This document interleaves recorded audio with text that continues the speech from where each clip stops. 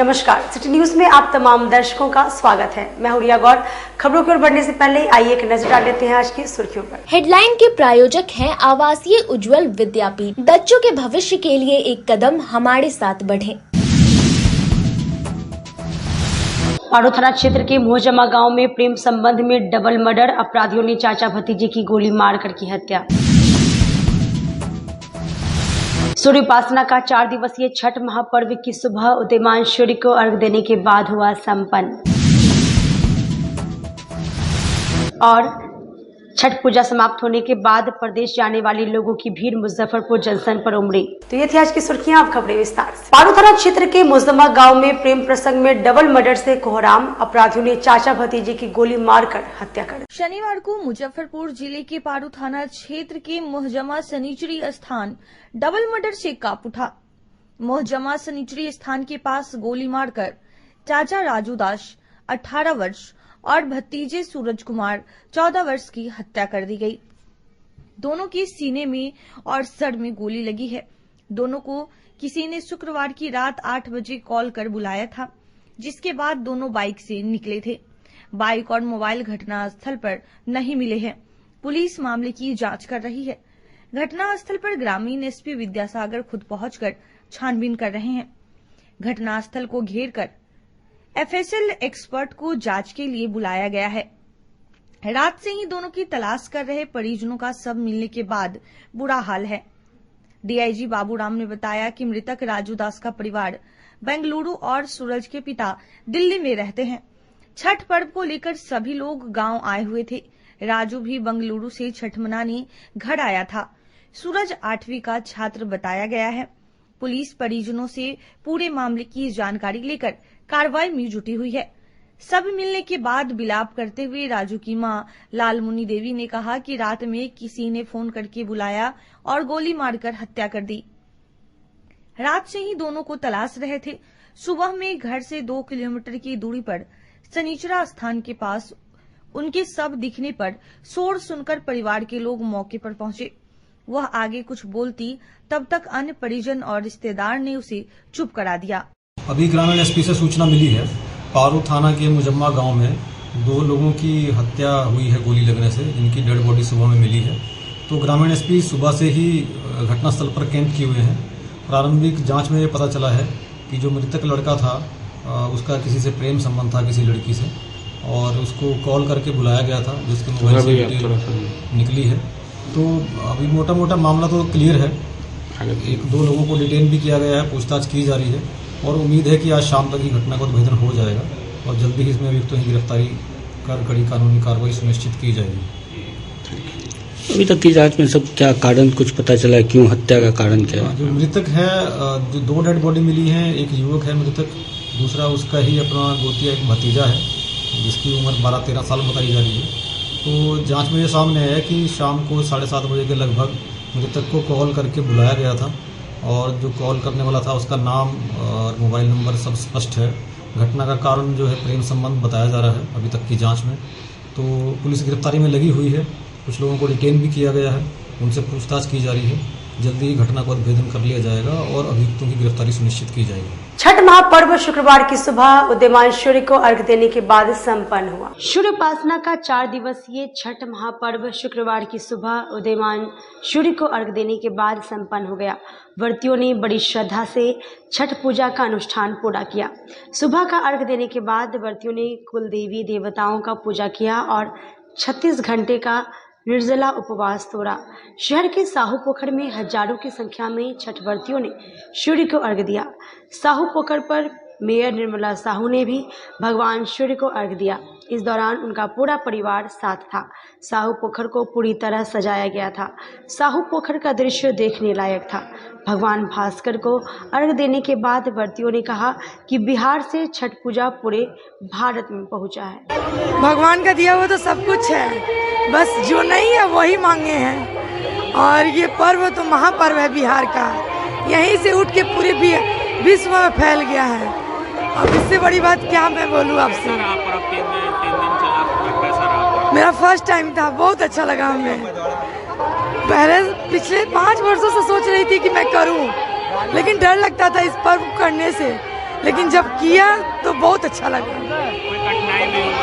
बिल्कुल नहीं, बिल्कुल नहीं, इसको कोई भी आसानी से कर सकता है। कितना देर फास्टिंग करना पड़ता है, कितना घंटा? 36 घंटा कम से कम। काफी कठिन है। बहुत अच्छा पर्व है, बहुत अच्छा लगता है हम लोग को।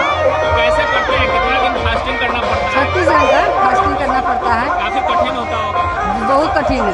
क्या कुछ मांगे हैं भगवान से? हाँ, क्या कुछ मांगे हैं? हाँ मांगे तो कुछ मांगता भी था? हाँ माता के तो मांगे हैं। छठ पूजा समाप्त होने के बाद शहर के प्रमुख इलाकों में कूड़े का अंबार लग गया। 15 दिनों से लगातार शहर व छठ घाटों की सफाई में लगे नगर निगम की सफाई कर्मी शुक्रवार को अवकाश पर रहे। इससे शहर की साफ सफाई व कचरे का उठाव नहीं हो पाया। शहर की सभी प्रमुख बाजार व गली मोहल्लों में फल फूल एवं सब्जी के अवशेष पड़े हैं। वहीं लोगों ने घरों की सफाई कर कचरा सड़क पर फेंक दिया। इससे भी शहर में हर तरफ गंदगी ही गंदगी है। हालांकि रात्रि सफाई अभियान के तहत आधा दर्जन सड़कों की सफाई की बात निगम अधिकारियों ने कही है। सफाई प्रभारी कौशल किशोर ने बताया कि सफाई कर्मी शनिवार को काम पर लौट आएंगे। इसके बाद शाम होते होते डंपिंग स्थलों पर सड़क पर पड़े कचरों का उठाव कर लिया जाएगा। उन्होंने कहा कि दीपावली व छठ पूजा को देखते हुए नगर निगम की सफाई कर्मी बीते 15 दिनों से लगातार शहर की साफ सफाई व छठ घाटों की तैयारी में लगे थे। शुक्रवार को अवकाश के कारण कचरे का उठाव नहीं हो पाया, लेकिन शनिवार को सब ठीक हो जाएगा। नगर थाना क्षेत्र के गोला बांध रोड में पुलिस ने शराब धंधेबाज सूरज गुप्ता को गिरफ्तार कर लिया है। नगर थाने की पुलिस ने 1 लाख रुपए के इनामी एक शराब धंधेबाज को पकड़ा है। उससे वरीय पुलिस अधिकारी पूछताछ कर रहे हैं। हालांकि उसने पुलिस को बताया है कि उसके खिलाफ दर्ज सभी मामलों में उसे जमानत मिल चुकी है। फिलहाल कोई केस पेंडिंग नहीं है। पुलिस उसके केसों के संबंध में छानबीन कर रही है।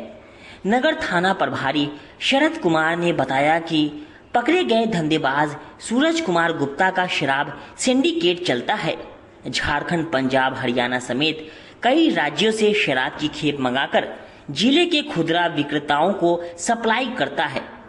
छठ के मौके पर उसके घर आने की सूचना नगर थाने पुलिस को मिली। इसके बाद टीम बनाकर घेराबंदी करके उसको गोला बांध रोड में घेर कर पकड़ा गया।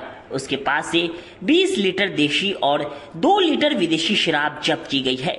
उसके खिलाफ नगर थाना में शराब से जुड़ी धाराओं में केस दर्ज कर जांच शुरू कर दी गई है। गुप्ता सन ऑफ राजेश्वर गुप्ता उर्फ अपलू गुप्ता, साकिन गोला बांध रोड, थाना नगर, जिला मुजफ्फरपुर की तलाश हम लोगों को बहुत दिनों से थी। और कल जो है मॉर्निंग में गुप्त सूचना मिली थी कि सूरज गुप्ता जो काफ़ी दिनों से शहर से बाहर था, भागा हुआ था, फरार था, वो अपने घर पर आया हुआ है। तुरंत इसकी सूचना वरीय पदाधिकारी महोदय को दी गई और एक पुलिस टीम गठन करके जो है उसको भेजा गया, जिसमें उसकी गिरफ्तारी हुई। और फिर हम लोग उससे कल जो है जब पूछताछ किया गया तो पता चला कि ये एक जगह दारू छिपा करके रखे हुए थे।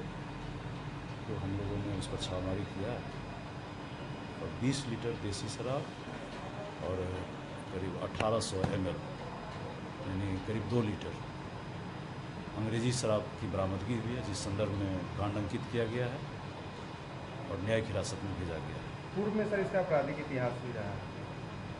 ये तो सातिर अपराधी है, बड़े बड़े कांडों में ये संलिप्त रहा है। सिर्फ नगर थाने के लगभग 1 दर्जन केस में पूर्व से चार्जशीटेड भी रहा है। और इसके अलावा नगर थाना के अलावा भी कई थानों में इनके ऊपर केस है। छठ पूजा को लेकर साहू पोखर पर बने दहेज रूपी मानव का दहन किया गया।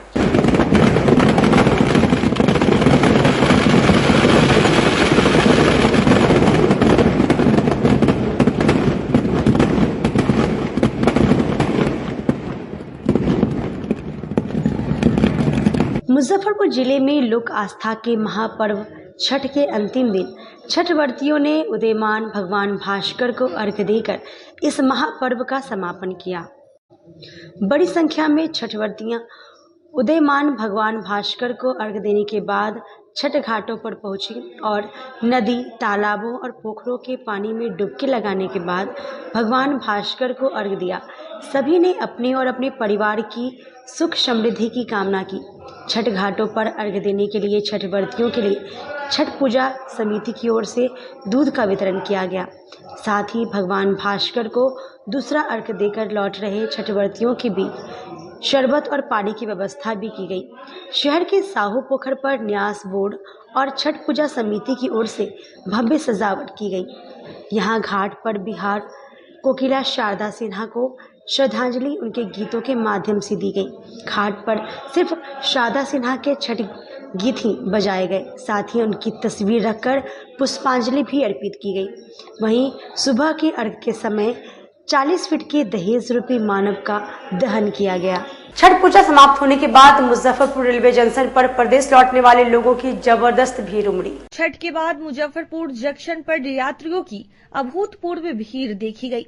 शुक्रवार को संपन्न हुए 4 दिवसीय छठ पर्व के बाद श्रद्धालु और प्रवासी अपने गंतव्यों की ओर लौटने लगे हैं।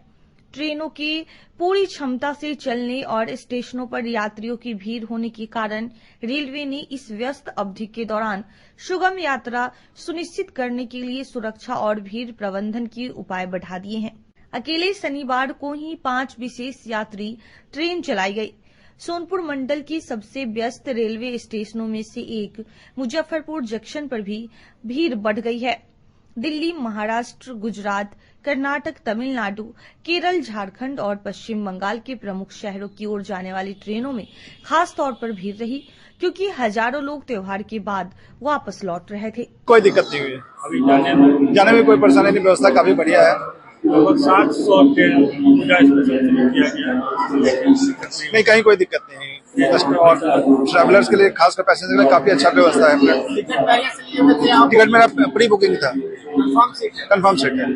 जिस प्रकार से कल जो तस्वीरें आई है ट्रेनों में नहीं, उसको मैनेज किया जा रहा है, कहीं से कोई दिक्कत नहीं है। कहाँ से आए? हम धनबाद से आए थे। मनाने के लिए मैं धनबाद से आई थी। धनबाद से मुजफ्फरपुर होते हुए अपने गांव गई थी, जो बेलसन प्रखंड में आता है। वहाँ जाफरपुर खुद किए थे या घर में कोई और किया? नहीं, घर में हमारी बड़ी जेठानी छठ की थी और ननद पहली बार छठ उठाई थी, इसलिए हम आए थे। ट्रेन में भीड़ कैसे सफर हो पाए? भीड़ तो है, एक तो छठ है, दूसरा अगर आप धनबाद से इधर आते हैं तो वो सिमरिया वाली भीड़ मिलती है, ठीक है, और वापसी में भी थोड़ी दूर भीड़ मिलती है। फिर जब काम किए हैं यात्रियों की सुविधा के लिए, होल्डिंग एरिया बनाया गया, उसमें सारी सुविधाएं दी गई है। आरपीएफ, जीआरपी तैनात है, साथ में होमगार्ड भी लिए गए, स्काउट एंड गाइड्स हैं रेलवे से। उसके अलावा रेल के और एम्प्लॉइज को भी प्लेटफॉर्म एफओबी पे तैनात किया गया है, होल्डिंग एरिया में तैनात किया गया है, ताकि किसी भी यात्री को कोई असुविधा ना हो। जो बुजुर्ग यात्री है, महिला, बच्चे हैं, उनका सामान चढ़ाने में RPF, GRP, scout and guide, railway के एम्प्लॉय पूरी मदद कर रहे हैं, ताकि ट्रेन में सब लोग आसानी से चढ़ सके। जरूरत पड़ रही है तो ट्रेन में जो ट्रेन का ठहराव है उसको भी थोड़ा बढ़ाया जा रहा है, ताकि यात्री ट्रेन में चढ़ जाए, उसके बाद ही ट्रेन को चलाया जाए। तो हमारा पूरा उद्देश्य है कि सब यात्री अपने गंतव्य स्थान तक पहुंच सके बिना किसी अनटूवर्ड इंसिडेंट के। किसी भी तरह का कोई इंसिडेंट, सब लोग हाँ, ट्रेनों की संख्या बढ़ेगी, उसकी डिटेल आपको कमर्शियल डिपार्टमेंट से मिल जाएगी। हाँ, नशा खुरानी के लिए होल्डिंग एरिया में स्पेशल अनाउंसमेंट किया जा रहा है। जो आरपीएफ के स्टाफ खासकर जनरल कोचेस के आगे हैं, हम लोग यात्रियों को बता रहे हैं कि किसी से भी कोई खाने पीने की वस्तुएं नहीं लेनी है। नशा खुरानी हो गया, जेब कतरे लोग हो गए, अपने सामान की रक्षा स्वयं करने के लिए उन्हें यात्रियों को जागरूक किया जाए। सिकंदरपुर स्थित गौशाला में गोपाष्टमी धूमधाम से मनाई गई। मुजफ्फरपुर गौशाला के तत्वाधान में सिकंदरपुर स्थित गौशाला गोपाष्टमी के अवसर पर भव्य गौ पूजन का आयोजन किया गया। वेद लक्षणा गौ माता का शास्त्रों के विधि अनुकूल आचार्यों के द्वारा भव्य पूजन का आयोजन संपन्न हुआ। समाज की महिलाएं पारंपरिक परिवेश में आचार्यों की सहयोग से गौ पूजन कर मंगल कामना की है। मौके पर सज्जन शर्मा ने बताया कि सनातन धर्म में गोपाष्टमी पर्व का विशेष महत्व है। यह दिन ब्रज, गोकुल, मथुरा, वृंदावन, द्वारकाधीश और पुरी में अत्यंत श्रद्धा और समर्पण के साथ मनाया जाता है। इस शुभ दिन पर भक्त श्री हरि विष्णु के 8वें अवतार भगवान कृष्ण की पूजा करते हैं। ऐसी मान्यता है कि इस दिन भगवान कृष्ण और विष्णु जी की पूजा करने से जीवन में शांति, सुख और समृद्धि आती है। वहीं लोग इस पवित्र दिन पर गायों और बछड़ों को घंटियों और रंगीन कपड़ों से सजाते हैं और उनकी सेवा करते हैं। कार्यक्रम में गौशाला के उपाध्यक्ष श्री पुरुषोत्तम लाल पौदार, सचिव श्री कृष्ण मुरारी भरतिया, श्री गरीबनाथ बंका, श्री सज्जन शर्मा आदि उपस्थित रहे। गौशाला के अंदर में गौ की पूजा महिलाएं पुरुष द्वारा किया जा रहा है और ये गोकुल से चली आ रही परंपरा को हम लोग मुजफ्फरपुर में उतार रहे हैं। भगवान श्री कृष्ण ने गौओं की पूजा की थी, वो परंपरा आदि काल से चली थी, आज भी जीवित है। और शाम को कन्हौली गौशाला में एक कार्यक्रम होता है जहाँ गांव के लोग, शहर के लोग और मान लीजिए कि मेयर साहिबा और ये जो निषाद साहब हैं, ये लोग रहेंगे, काफी लोग रहेंगे। वो भी देखने लायक मेला लगता है। और ये शहर के बीच की गौशाला होने से महिलाएं उतनी दूर जाने में सवारी के अभाव में यहाँ काफी संख्या में आती है और पूजा करनी है, गौ की आशीर्वाद प्राप्त करनी है। गौ माता उनको खूब आशीर्वाद दे। आज गोपाष्टमी का अवसर है। गोपाष्टमी भगवान श्री कृष्ण बाल अवस्था में जब पहली बार गाय को चराने के लिए यशोदा माता ने उनको भेजी थी, उसी दिन से गोपाष्टमी का त्योहार मनाया जाता है। गोपाष्टमी के दिन आज मुजफ्फरपुर गौशाला अंतर्गत यहाँ पर बड़ी संख्या में, जैसा कि आप लोग देख रहे हैं, महिलाएं, बच्चे और पूरे सनातनी परिवार के लोग आकर गाय की पूजा करते हैं, गाय को भोग लगाते हैं और जो गौ सेवक है उनको भी कुछ कुछ उपहार देते हैं। और गौशाला की तरफ से आज गौ सेवकों को यहाँ पर कपड़े, वस्त्र बांटे जाएंगे और उसके अलावा उनको उपहार भी मिलेगा। और उसके बाद जो गौ पूजन करने के लोग जो आते हैं, सनातनी बंधु, उनके लिए गौ के प्रसाद स्वरूप, गौ माता के प्रसाद स्वरूप अल्पाहार की भी व्यवस्था है यहाँ। पूर्व उप मुख्यमंत्री तेजस्वी यादव के 35वें जन्मदिन पर राजद कार्यालय में कार्यकर्ताओं ने केक काट कर मनाया। बिहार के नेता प्रतिपक्ष और राजद नेता तेजस्वी यादव का आज 35वां जन्मदिन है। इसे लेकर पूरे प्रदेश में राजद नेताओं द्वारा उनका जन्मदिन सेलिब्रेट किया जा रहा है। मुजफ्फरपुर महानगर द्वारा राम भजन मार्केट में तेजस्वी यादव का जन्मदिन मनाया गया। इस दौरान महानगर के नेता और कार्यकर्ताओं ने केक काटकर और तेजस्वी यादव के छायाचित्र को केक खिलाकर उनका जन्मदिन सेलिब्रेट किया। इस दौरान राजेंद्र नेता ने उनकी लंबी उम्र और अच्छे स्वास्थ्य की कामना की। मौके पर पूर्व विधायक केदारनाथ गुप्ता ने कहा कि हम लोगों ने आज अपने नेता का 35वां जन्मदिन सेलिब्रेट किया है और ईश्वर से कामना करते हैं कि 2025 के विधानसभा चुनाव में वह जीतकर बिहार का नेतृत्व करे। 36वें वर्ष में जब वह बिहार का नेतृत्व करेंगे तो पूरे बिहार को देश के नक्शे से ऊपर उठकर विश्व के पैमाने पर गणतंत्र की गौरवशाली गरिमा को गौरवान्वित करेंगे। यह जानने की बात आप चाह रहे हैं, मैं आपको बता दूं, सूबे बिहार विश्व में गणतंत्र की गौरवशाली धरती मानी गई है। दुनिया के लोगों ने सिजदा किया है बिहार के इस तिरहुत प्रमंडल क्षेत्र को, जहां से गणतंत्र जन्म लिया है। और इस गणतंत्र के महान रक्षक लालू यादव जी, जो जन जन के नेता हैं, जिन्होंने आवाम के जुबान को ताकत दी है, जिन्होंने आवाम के हक हकूक के लिए अपने जीवन को समर्पित कर दिया है, आज उनके लाडले और हम तमाम नौजवानों के हृदय सम्राट तेजस्वी जी का 35वां सालगिरह है। यह सालगिरह आज 9 तारीख है, 9 है, 11 है, 24 है, ये 25 का आयरन गेट है। आज का यह 35वां साल का जन्मदिन तेजस्वी जी का 2025 में यहाँ के युवाओं के लिए एक रंग लाएगा। जब बिहार सरकार में तेजस्वी होंगे, माननीय मुख्यमंत्री पद की शोभा बढ़ाएंगे, इन नौजवानों का हौसला अफजाई होगा और बिहार फिर से गणतंत्र की गौरवशाली गरिमा को सूबे बिहार में नहीं, भारत में नहीं, विश्व में परचम लहराएगा कि यह गौरवशाली धरती उन आवाम गरीबों के लिए, उन आम बेबसों गुरमितों के लिए एक बहुत बड़ा मिसाल कायम करेगा लालू का सुपुत्र तेजस्वी 36वें साल में, ये 35वां साल है उनका, और 36वें साल में 2025 में जब ये मुख्यमंत्री होंगे तो सुबह बिहार को भारत के नक्शे से ऊपर विश्व के पैमाने पर जनतंत्र की गौरवशाली गरिमा को गौरवान्वित करके छोड़ेंगे। आज इस बात का संकल्प लेकर मुजफ्फरपुर जिला और तिरहुत प्रमंडल के जितने राजद के कार्यकर्ता हैं समर्पित, सब के सब पूरे जिले में, पूरे तिरहुत कमिश्नरी के हर जिला में, हर प्रखंड में इनका यह 35वां जन्म दिवस मनाई जा रही है। आज गोपी किशन को इन्होंने टिकट देकर प्रत्याशी बनाया है स्नातक क्षेत्र से। इन्होंने नौजवानों को एक बड़ा पहचान दिया है। गोपी किशन खुद नौजवान है और हम उम्र है उनके, और इस कमसीन उम्र में भी ये तेजस्वी जी का शागिर्द बन करके, उनका प्यारा बन करके उनको टिकट मिला। और कहा गया है उनके लिए पूरे जिला में घूम घूम कर तेजस्वी जी ने ऐलान किया है अपने साथियों को, अपने नेताओं को, कि आप लोग इस चुनाव को मेरा चुनाव समझिए, अपना चुनाव समझिए, राजद का चुनाव समझिए और 2025 का प्रमाण का चुनाव समझिए। देखिए के साथ उनका हैप्पी बर्थडे मनाया जा रहा है, आपने कितना? देखिए, सबसे पहले तो माननीय तेजस्वी प्रसाद यादव जी को मैं जन्मदिन के बहुत बहुत बधाई देती हूँ। आज मुजफ्फरपुर महानगर में पूरे महानगर के नेतागण टीम माने हर्षोल्लास के साथ तेजस्वी प्रसाद यादव जी के जन्मदिन मना रहे हैं, और बहुत ही गर्व की बात है यहाँ से गोपी किशन जी को यहाँ टिकट दिया गया है, और इसके लिए काफ़ी यहाँ खुश है कि हम लोग के अपना माने यहाँ उम्मीदवार हुए, और जो है बहुत काफ़ी खुश है कि हम लोग उनको बहुत माने मेहनत करके और माने वोट मांग के। वक्त हो चला छोटी सी ब्रेक का, लेते छोटा सा ब्रेक, तब तक आप बने रहिए हमारे साथ, देखते रहिए सिटी न्यूज मुजफ्फरपुर। अपने घर को अत्याधुनिक परिवेश में सजाना चाहते हैं तो आप हीरा हार्डवेयर में अवश्य पधारें।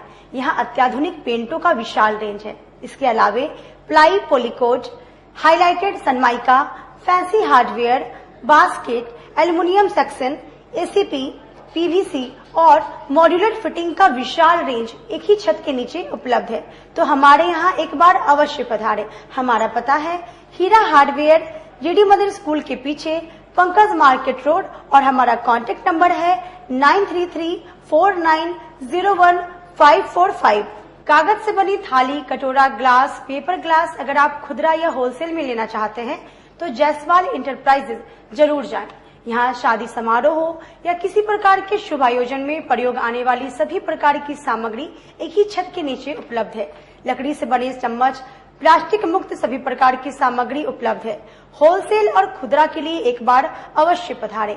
साथ ही फैक्ट्री लगाने के लिए भी आप संपर्क कर सकते हैं। मशीन से मटेरियल तक उपलब्ध है।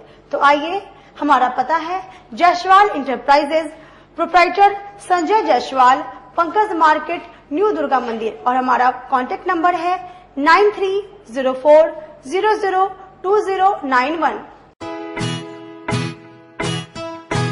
लगातार 10 वर्षों से विभिन्न परीक्षाओं में सर्वश्रेष्ठ परिणाम। हम हैं आवासीय उज्ज्वल विद्यापीठ मुजफ्फरपुर। इस स्कूल में सर्वश्रेष्ठ कोचिंग पैटर्न से बच्चों को पढ़ाया जाता है। प्ले से 10वीं तक की पढ़ाई स्वच्छ वातावरण में कराई जाती है। यहाँ आधुनिक छात्रावास की व्यवस्था है।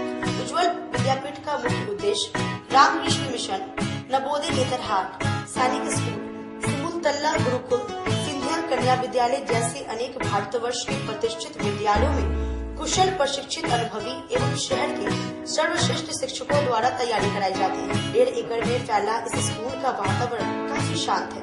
Free computer classes, science lab और स्मार्ट क्लासेस है। साथ ही इंडोर और आउटडोर गेम की भी व्यवस्था है। तो अपने बच्चों के लक्ष्य के सपनों को पूरा कराना चाहते हैं तो आज ही आवासीय उज्ज्वल विद्यापीठ में अपने बच्चों का नामांकन करवाएं। हमारा पता है पोखरिया पीठ, अतरदा, मुजफ्फरपुर, और हमारा कॉन्टेक्ट नंबर है 9708351851, और हमारा दूसरा नंबर है 8797122397, या फिर आप हमें कॉन्टेक्ट कर सकते हैं 8409996658। नेशनल फर्नीचर 10,000 में दीवान, 12,000 में सोफा सेट के अलावा घर की जरूरतों के लिए किसी प्रकार की फर्नीचर की जरूरत हो, वह भी कम कीमतों पर, तो नेशनल फर्नीचर जरूर जाएं, जहां फैक्ट्री और शोरूम एक ही साथ है। किसी प्रकार का आप डिजाइन लेकर आए और आपको उस तरीके का फर्नीचर बनकर कम कीमतों में मिल जाएगी, वह भी 10 साल की गारंटी के साथ। इसके अलावे 32,000 में शादी सेट भी उपलब्ध है। हमारा पता है national furniture near glocal hospital, Sadatpur, Bairia. आप हमें कॉल कर सकते हैं 9696883993 पर, या फिर आप हमें कॉल कर सकते हैं 8181005455 पर। एक बार फिर से मुजफ्फरपुर में खुल गया है आपका अपना डिज्नीलैंड मेला। आमगोला ओरिएंट क्लब मैदान में अब तक का सबसे बड़ा देशी विदेशी नए झूलों के साथ अपने परिवार के साथ मनोरंजन का लुत्फ उठाइए। बच्चों के लिए स्पेशल पिंग पोंग झूलों के साथ टावर झूला, ब्रेक डांस, टोड़ा टोड़ा, नौका झूला, स्कॉर्पियो 3-in-1 और चांद तारा झूलों के साथ कई प्रकार के झूलों में फुल मस्ती कर सकते हैं। मेले में खाने पीने के स्टॉल के साथ हैंडीक्राफ्ट का बाजार भी लगाया गया है, तो एक बार पूरे परिवार के साथ जरूर पधारें। डिज्नीलैंड मेला, आमगोला ओरिएंट क्लब मैदान, मुजफ्फरपुर। अपने सपनों की आशिया को दे एक नई पहचान माँ भवानी डेकोर प्राइवेट लिमिटेड के साथ, जो है ऑथराइज्ड डिस्ट्रीब्यूटर ऑफ कजारिया। देश की मिट्टी से बनी टाइल से देश को बनाते हैं, और जहां मिलती है सभी प्रकार के Indian and imported granite, marble, sanitary एवं कोटा स्टोन का अनोखा एवं आकर्षक संग्रह। माँ भवानी डेकोर प्राइवेट लिमिटेड मतलब a complete floor solutions. New 0 mile Dadar road, Muzaffarpur. Call 9934753111। आजकल की बिजी जिंदगी में स्टाइल तो है, पर कंफर्ट का क्या? आपके इसी स्टाइल और कंफर्ट को बेहतर बनाने के लिए नीलकमल लेकर आए हैं first exclusive factory outlet showroom in Mithanpura, Muzaffarpur, जहां home furniture, office furniture, mattress and wedding special पे up to 50% off with EMI facility. Style भी, कंफर्ट भी। उत्तर बिहार का पहला नीलकमल का एक्सक्लूसिव शोरूम आपका स्वागत करता है। एक बार सेवा करो। ब्रेक के बाद एक बार फिर से आप सभी का स्वागत है। ये बढ़ते अगली खबरों की ओर। समाहरणालय परिसर में काटी निवासी विश्वनाथ चौधरी ने ठगी करने वाले की गिरफ्तारी की मांग को लेकर अनशन की शुरुआत की। 7 लाख रुपए गबन के आरोपी को गिरफ्तार करने की मांग को लेकर काटी थाना क्षेत्र अंतर्गत सिरपुर निवासी विश्वनाथ चौधरी ने शनिवार को समाहरणालय परिसर में जिलाधिकारी के समक्ष भूख हड़ताल और अनिश्चितकालीन आमरण अनशन की शुरुआत कर दी। मौके पर विश्वनाथ चौधरी ने कहा कि फ्रेंचाइजी के तहत उनसे 7 लाख रुपए का गबन कर लिया गया, जिसकी शिकायत उन्होंने जिला स्तर से लेकर प्रदेश स्तर तक की। मानवाधिकार आयोग ने मामले की जांच की, जिसमें मामला सत्य पाया गया। उसके बावजूद भी अभी तक गबन के आरोपी को गिरफ्तार नहीं किया गया। हमारी मांग है कि जल्द उसे गिरफ्तार कर हमारे 7 लाख रुपए को वापस लौटाया जाए। विश्वनाथ चौधरी ने कहा कि जब तक उनकी मांग पूरी नहीं होगी, उनका आमरण अनशन समाप्त नहीं होगा।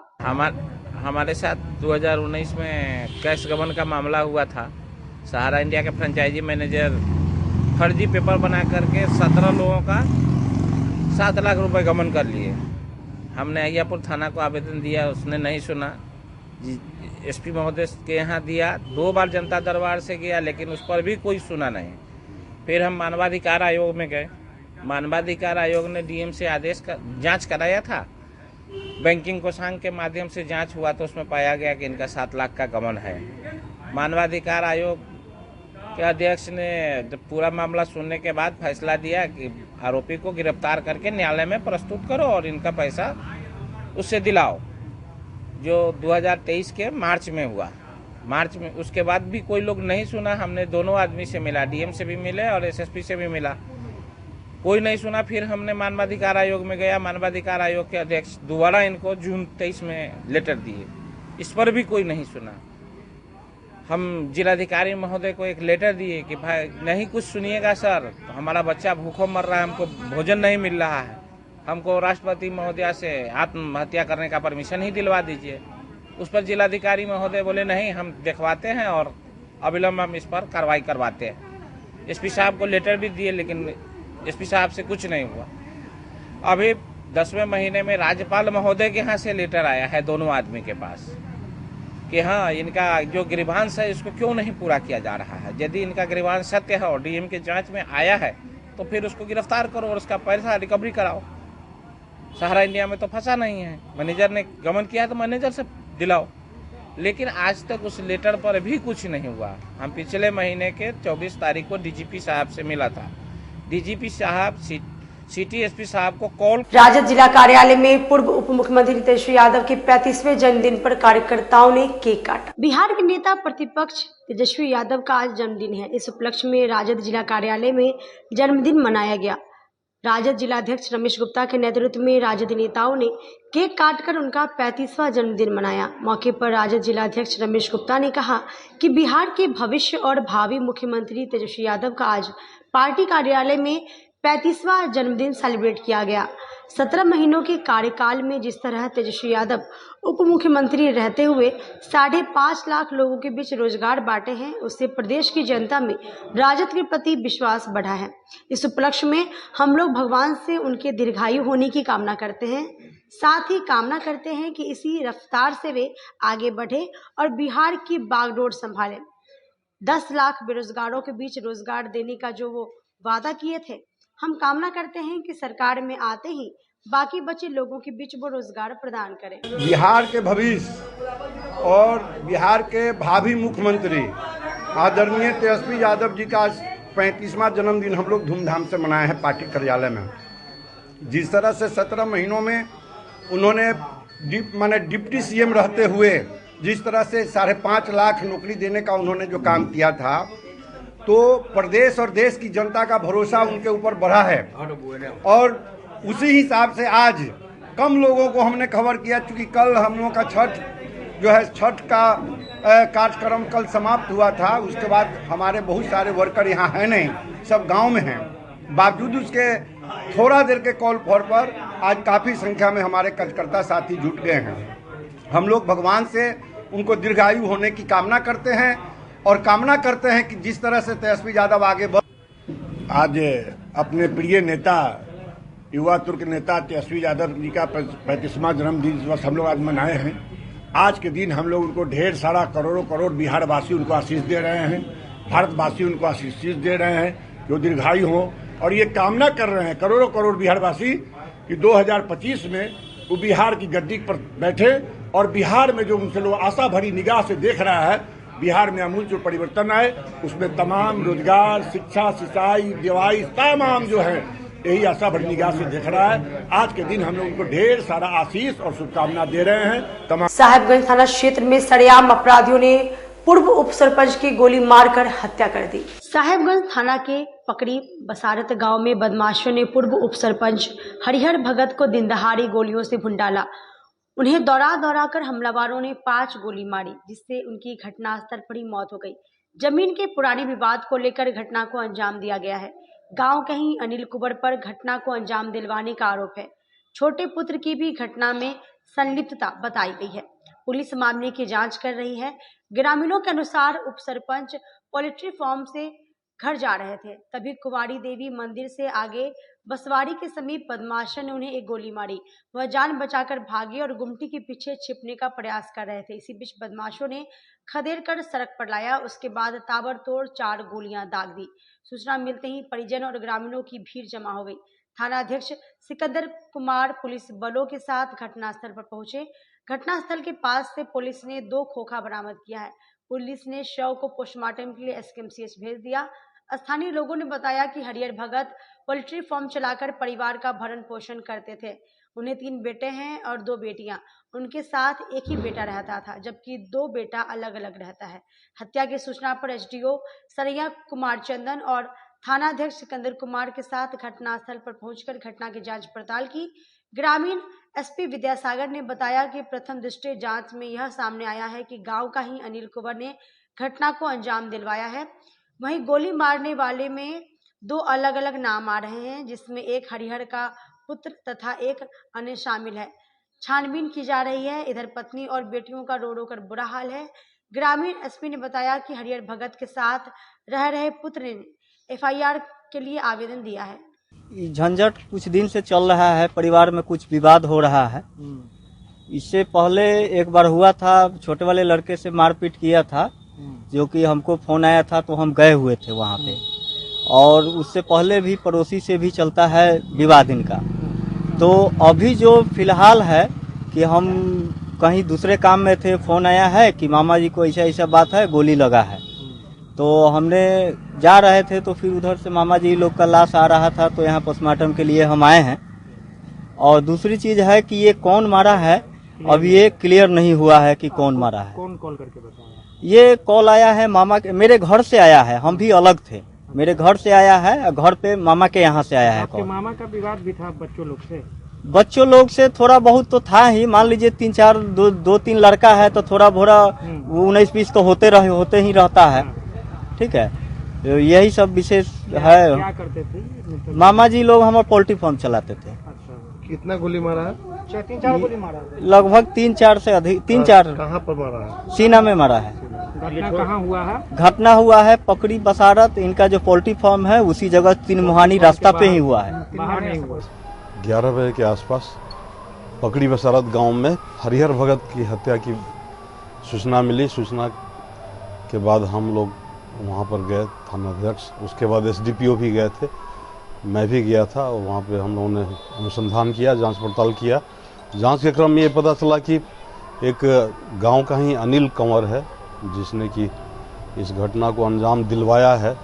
और गोली मारने वाला 2 अलग अलग नाम आ रहा है, कभी उनके हरिहर भगत के पुत्र का नाम आ रहा है और कभी किसी दूसरे का। तो हम लोग इसका छानबीन अच्छे से कर रहे हैं। जो रियल में कल्प्रिट होगा, रियल में जो किया होगा, उसको हम लोग जेल भेजेंगे, सजा दिलवाएंगे। नहीं, वो तो एक जगह पे था कि एक गोली मारा जो कि सड़क से दूर था, वहाँ से जब वो भागा है तो सड़क पर भी आके प्रथम दृष्टया लग रहा है 3-4 गोली और, यानी कि टोटल 5 गोली लगने की बात बताई जा रही है। क्या बताया जाए? हत्या का कारण प्रथम दृष्टया जमीनी विवाद बताया जा रहा है। जो अनिल कंवर नाम का व्यक्ति है वो इस परिवार को पूरी तरह से तबाह किया था। पहले मुर्गी फार्म उसका बंद करवाया था, फिर ये भाड़े पर जहाँ मुर्गी फार्म ले रखा था वहाँ भी बार बार जाके धमकी देता था। और सबसे बड़ी बात है कि जो मृतक है उसके छोटे भाई को, मृतक के छोटे पुत्र को उन्होंने बिल्कुल अपना बना लिया था। अनिल कंवर ने उसको जैसा बोलता था वो करता था। आज जैसा बताया जा रहा है कि उसी के उकसावे पर, उसी के कहने पर पुत्र ने ही पिता को गोली मारा है। और एक दूसरे भी आदमी का नाम आ रहा है, उस पर भी हम लोग छानबीन कर रहे हैं। लेकिन अधिक ऐसा लग रहा है कि पुत्र ने ही पिता की हत्या की। आज के लिए बस इतना ही। कल फिर मिलेंगे शहर की तमाम खबरों के साथ। तब तक आप मुझे और मेरी पूरी न्यूज़ टीम को दीजिए इजाजत। नमस्कार।